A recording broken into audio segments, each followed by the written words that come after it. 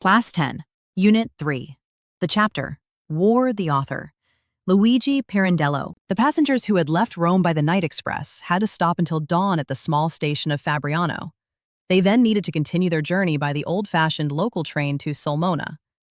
At dawn, in a stuffy and smoky second-class carriage, in which a few people had already spent the night, a stout woman in deep mourning was hoisted in. Behind her, puffing and moaning, followed her husband, a tiny man, thin and weak, his face death-white. His eyes were small and bright, and he looked shy and uneasy. Having at last taken a seat, he politely thanked the passengers who had helped his wife by making room for her. Then he turned round to the woman and politely inquired, "Are you all right, dear?" The wife, instead of answering, pulled up the collar of her coat to hide her face. "Nasty world," muttered the husband with a sad smile, and he felt it his duty to explain to his traveling companions that the poor woman was to be pitied.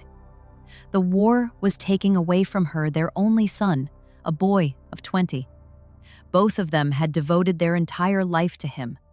They had even broken up their home at Sulmona to follow him to Rome, where he had to go as a student.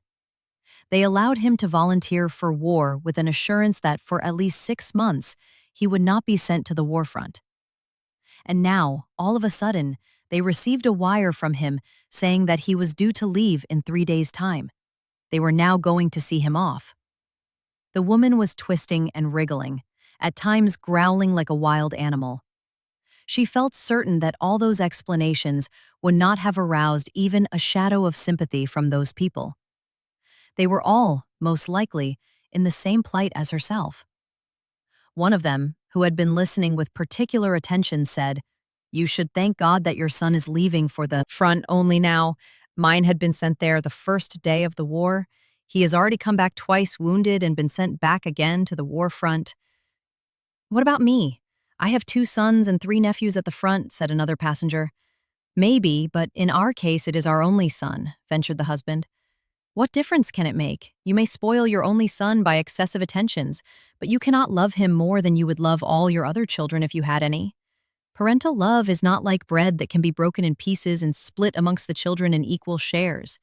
A father gives all his love to each one of his children without discrimination, whether it be 1 or 10.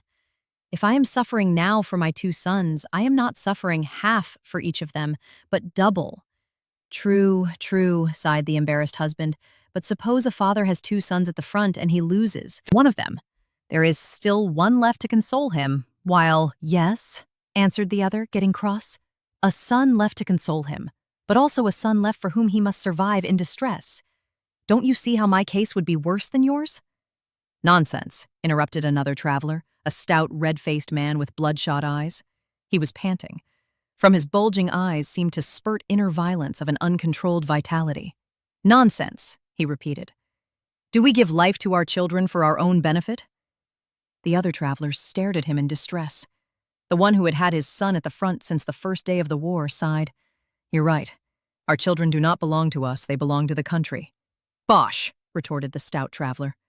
"Do we think of the country when we give life to our children? We belong to them, but they never belong to us.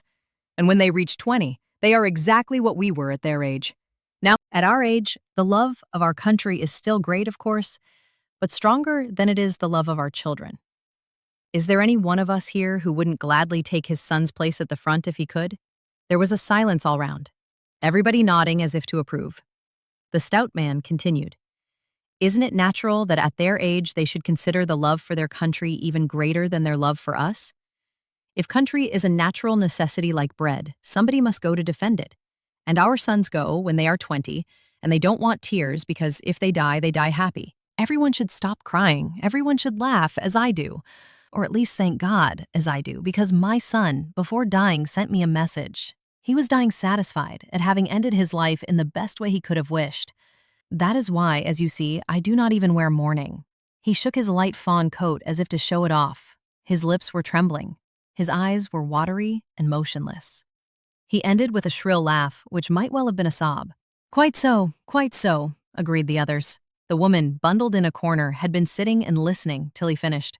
For the last 3 months, she had been trying to find in the words of her husband and her friends something to console her. She wanted something that might show her how a mother should send her son to a probable danger of life. Her grief had been greater in seeing that nobody, as she thought, could share her feelings. But now the words of the traveler amazed and almost stunned her. She suddenly realized that it wasn't the others who were wrong, but herself. It was she who could not rise up to the height of those other fathers and mothers. They seemed willing to resign themselves, without crying not only to the departure of their sons, but even to their death. She lifted her head and bent over from her corner. She was trying to listen with great attention to the details which the stout man was giving to his companions.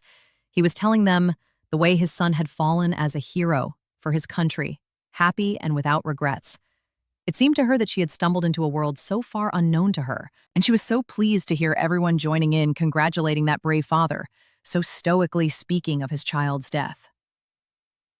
Then suddenly, as if waking up from a dream, she turned to the old man, asking him, "Then, is your son really dead?" Everyone stared at her. The old man, too, turned to look at her.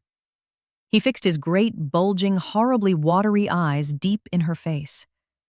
For some time he tried to answer, but words failed him. He looked and looked at her.